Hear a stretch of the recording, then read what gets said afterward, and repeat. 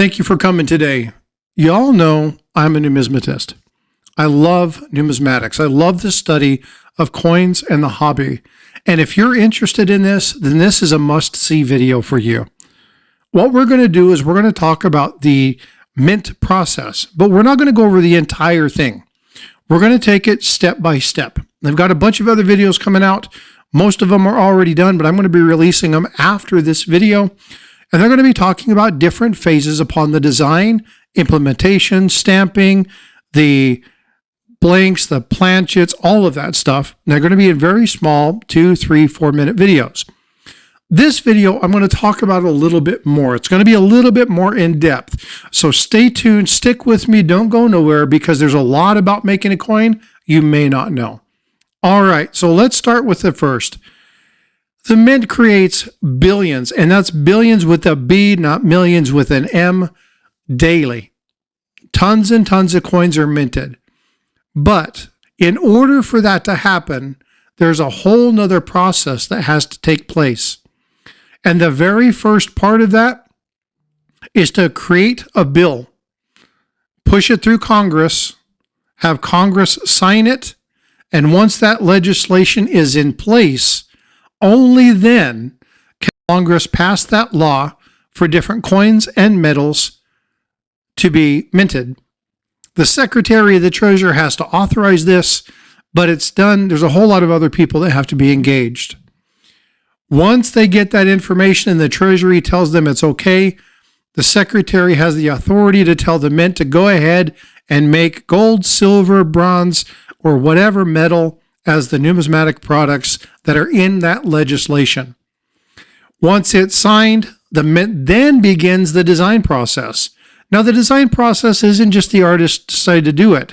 There's a whole briefing that has to happen, and they pull these people together to talk about the information in what's called a kickoff call. This is where they connect the subject matter experts with the artists themselves. Now, the artists, we call them medallic artists, have the opportunity to submit design.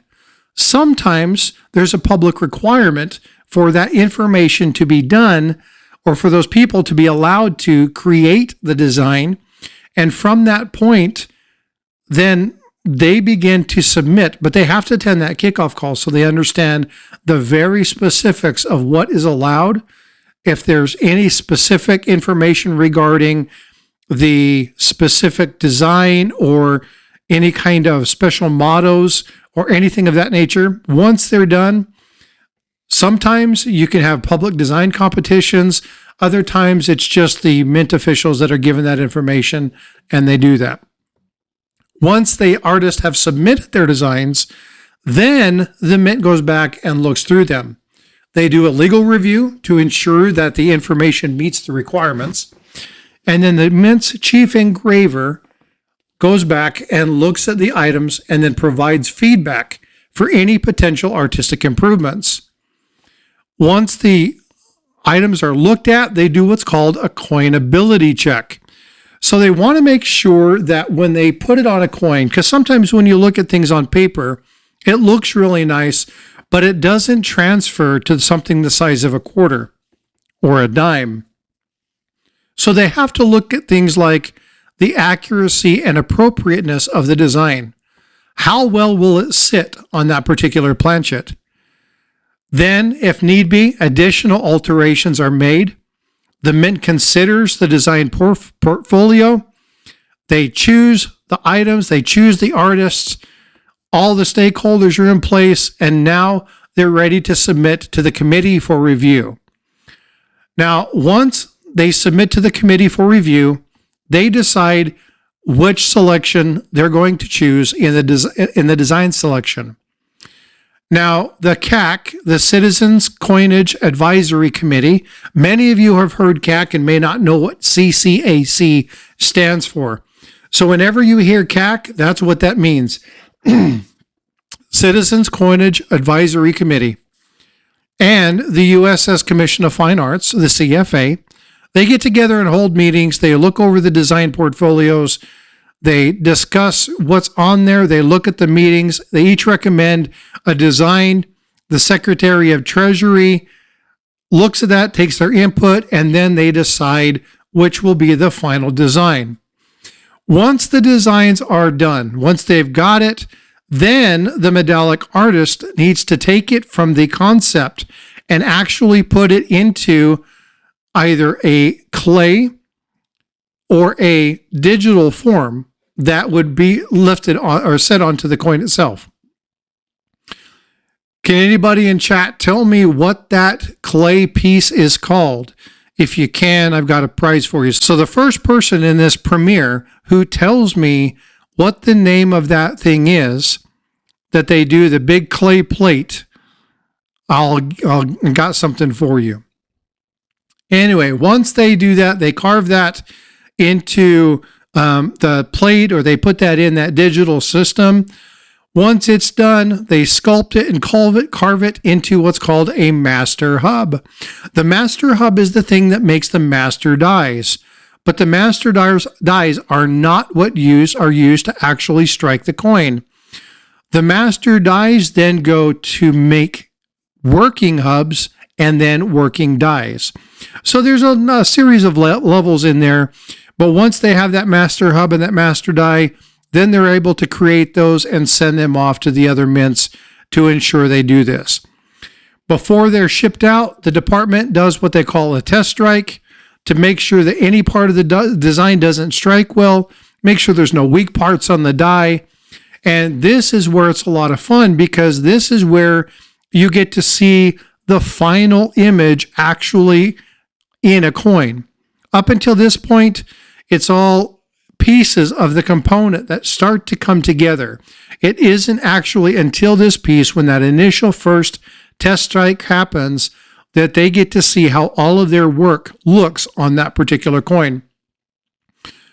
There have been design managers at the U.S. Mint who've said that's probably one of the most exhilarating components. But again, this is just probably the point to where, I mean, if you've ever done something, you've baked a cookie, when that cookie comes out of the oven and you smell that, it's just that reward. It's the same thing for everybody here. All right. So we have talked about the design. We've talked about legislation. We've talked about all of this. You know the life cycle of the coin. But do you know what happens when the coin ends? See, we're going to be talking about the minting process. And over time, if you look for anything like errors and varieties or things of that nature, you've probably looked at the minting process a little bit. If not, like I said, I've got this series coming out. It's going to be released here in a couple of weeks. You're going to have to check that out. I'll do a premiere on the first one, and then we'll link all the videos associated to it. But here's the thing. Once they do this legislation, there has to be an ending cycle.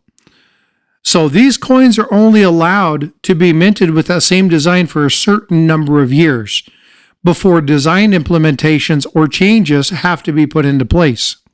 There's a life cycle on the coin itself. But just as in the beginning of this video, legislation, in particular, Section 3510, states that the engraver shall prepare all the hubs, the emblems, the devices, all of that stuff at the end of the life cycle, and that they must go through a redesign. But here's the kicker. They can't do a redesign more often than once in 25 years from and including the year of first adoption of the design, the model, the die, the hub, for that same coin. So the adoption of the new designs must already be in place. For instance, here in 2026, we have a new redesign coming out for the tercentenary. They're going to have a 50-cent piece, a quarter, a nickel. They're going to have some medallic pieces, and all of those had to go through legislation. Once the legislation was passed, the United States Mint actually reached out to the public and got public opinion on some of these items. Now, for many of you who participated in this, you know that the output of this was a little bit frustrating. A lot of people didn't like what came of this.